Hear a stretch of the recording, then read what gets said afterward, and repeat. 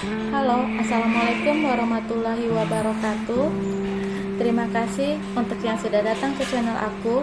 Kalau belum subscribe, tolong jangan lupa di subscribe, kemudian bunyikan lonceng, dan jangan lupa kasih like serta komentar biar aku makin semangat ya. Hanya pengganti. Episode 25. Kesal. Dokter minta kepada perawat untuk memberikan krim otot.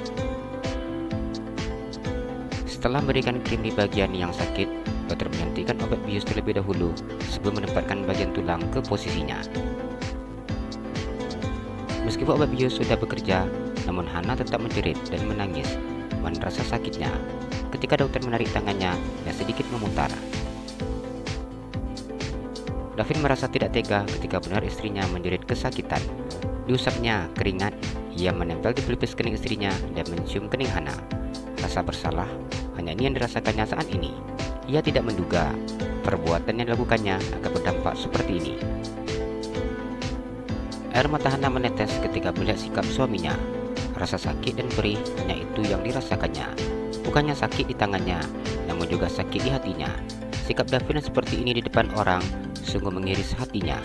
Pria itu begitu sangat pandai berakting di depan umum. Ia menunjukkan bahwa dirinya adalah seorang malaikat dan pria begitu sangat menyayangi istrinya. Namun di balik sifat baiknya dan hati lembutnya seperti ini, tersimpan hati yang jahat dan juga teramat kejam. Seperti itulah penilaian Hana terhadapnya. Bila seandainya pria itu bisa sedikit baik dan memperlakukan dirinya dengan layak, mungkin Hana tidak akan merasakan sakit seperti ini. Tahan lagi ya, Dokter Irwan sedikit tersenyum. Pria itu akan melakukan hal yang sama dengan tangan di sebelah kiri. Setelah kondisi pasiennya mulai tenang, dokter tersebut kembali menarik bagian tangan kiri dan sedikit memutarnya. Hana kembali menjerit ketika tangannya ditarik dan diputar. Ia tidak menduga bahwa ternyata penanganan yang dilakukan seperti ini. Bagaimana? Apa terasa sudah jauh lebih enak? Tanya Dokter Irwan. Hana sedikit menganggukkan kepalanya.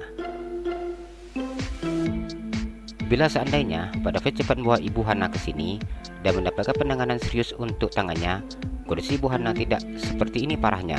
Saat ini, tangannya sudah bengkak dan juga memar. Saya sudah meletakkan posisi tulangnya di tempat yang benar. Namun saya harus melakukan pemantauan terhadap tangan Ibu Hana. Saya menyarankan agar istri Pak David dirawat di sini agar mendapat penanganan yang serius. Dokter Irwan sedikit tersenyum. Saya serahkan semuanya kepada dokter. Yang saya inginkan, istri saya bisa secepatnya sehat. Saya akan mengambil kamar di rumah sakit sampai istri saya benar-benar pulih. David tidak ingin istrinya sakit seperti ini. Melihat Hana yang kesakitan dan terus menangis seperti ini, ditatapnya wajah istrinya yang begitu amat pucat dengan bibir yang kering. Karena bahu serta tangan mengalami cedera yang berat, maka untuk beberapa hari ke depan, Ibu Hana tidak boleh menggerakkan tangannya terlebih dahulu. Tangan harus digendong dan diistirahatkan secara total, jelas Dokter Irwan. Iya dok, jawab Davin. Selama sakit, Ibu Hana dilarang untuk melakukan aktivitas apapun yang berkaitan dengan menggerakkan otot. Karena nama cedera dislokasi sendi seperti ini akan mengalami proses penyembuhan yang lambat. Dan bila tidak, rasa sakit dan juga pergeseran sendi bisa datang kapan saja. Jadi karena itu, tangan harus digendong hingga benar-benar sembuh. Dr. Iwan tidak ada henti-hentinya mengingatkan pasiennya. Iya dok, jawab Hana. Apa istri saya sudah boleh dibawa ke kamar rawat dok? Davin bertanya ketika perawat sudah selesai memasang gendongan di tangan istrinya. Sudah, silakan, jawab Dokter Irwan. Ini kamar rawatmu. Bagaimana? Apa kamu suka? Davin memandang Hana dengan tersenyum. Hana diam ketika mendengar ucapan suaminya yang begitu sangat menjengkelkan. Bila dirinya memiliki keberanian, sudah pasti Hana ingin memaki-maki pria yang saat ini berdiri di depannya. Ia ingin meluapkan rasa kemarahannya, namun Hana hanya bisa berangan-angan dan bermimpi. Pada kenyataannya, ia sungguh tidak berani melakukan hal tersebut. Apa yang dilakukan oleh Davin membuat rasa ketakutan dan trauma untuknya. Aku tinggal sebentar, kamu duduklah di sini. Davin menang sofa ada di dalam kamar. Hana hanya diam menang sofa tersebut. Davin pergi meninggalkan istrinya setelah memastikan Hana sudah berada dalam kamar. Hana hanya diam menangkap sekeliling kamarnya. Kamar ini memiliki fasilitas yang sama seperti hotel. Ia tidak menduga bahwa suaminya mengambil kamar kelas Presiden Suite seperti ini. Melihat kamar sangat ini ditempatinya, membuat Hana tak tenang dan memiliki firasat yang buruk. Mengapa dia harus mengambil kamar yang seperti ini? Ini kamar pasti sangat mahal per harinya. Sedangkan aku nggak tahu berapa lama harus dirawat. Kalau seperti ini, yang ada hutang aku pasti akan bertambah banyak. Terus, bagaimana cara aku nanti untuk pergi? Aku yakin akan memasukkan semua tagihan ke dalam buku hutang. Ya ampun, kenapa aku harus punya suami seperti dia? Hana ingin menangis meratapi nasibnya, namun air matanya kering sudah. Di dalam kamar ini tersedia tempat tidur pasien, yang sama dengan ranjang pasien biasa pada umumnya. Tempat tidur menunggu pasien yang merupakan spring bed yang berukuran besar. Melihat ini sungguh membuat Hana iri. Aku yang bayar mahal, aku juga yang sakit. Tapi kenapa dia dapat tempat tidur empuk seperti itu? Kalau fasilitas yang aku dapat seperti ini, kenapa aku mesti harus bayar mahal? Hana tidak ikhlas ketika melihat tempat tidur penunggu pasien. Namun Hana harus bisa menerima ini semua, tanpa berani memprotes apa yang dilakukan oleh suaminya. Ya sudahlah, tidak usah aku pikirkan semua ini.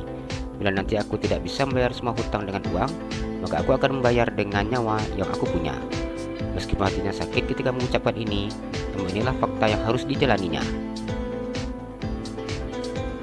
Hana duduk di atas tempat tidur. Tubuhnya terasa sangat lemas dan tidak bertenaga sedikit pun. Saat ini tangan terasa mati rasa. Mungkin efek obat bius yang sudah mulai berkurang. Obat bius yang disuntikkan hanya berfungsi dari pinggang hingga ke leher. Hana hanya duduk diam di bangsalnya. Tenggorokannya terasa amat kering. Sejak bangun tidur, belum ada sedikit pun air yang membasahi tenggorokannya. Begitu juga dengan perutnya, yang terasa perih karena tidak terisi sedikit pun sejak malam tadi. Namun ia hanya diam. Hana berencana untuk minta minum dengan perawat bila nanti datang ke kamarnya. Dalam kondisi sakit seperti ini, rasa rindunya semakin memuncak. Bayangkan ketika mamanya masih hidup, melintas jelas di pandangannya. Ia teringat ketika mamanya dengan sabar menjaga dan merawatnya. Bahkan mamanya tidak tidur semalaman karena mencemaskan Hana ketika sakit. Pada waktu itu ia hanya demam biasa. Mama, Hana rindu. Hana juga pengen minum. Papa, Hana rindu papa. Bila papa masih ada, papa pasti akan menemani Hana di sini. Hana meneteskan air matanya. Setelah mengambil kamar ini dan meletakkannya di dalam kamar, Davin pergi dan belum kembali. Hana melamun sendiri, memikirkan bagaimana cara untuk makan, minum, dan ke kamar mandi. Semoga saja perawat di rumah sakit ini baik. Dia mau membantuku untuk melakukan semua aktivitas yang tidak bisa aku lakukan. Jalan-jalan ke Pekanbaru, jangan lupa beli sepatu. Kalau kamu suka channel aku, please subscribe aku. Terima kasih.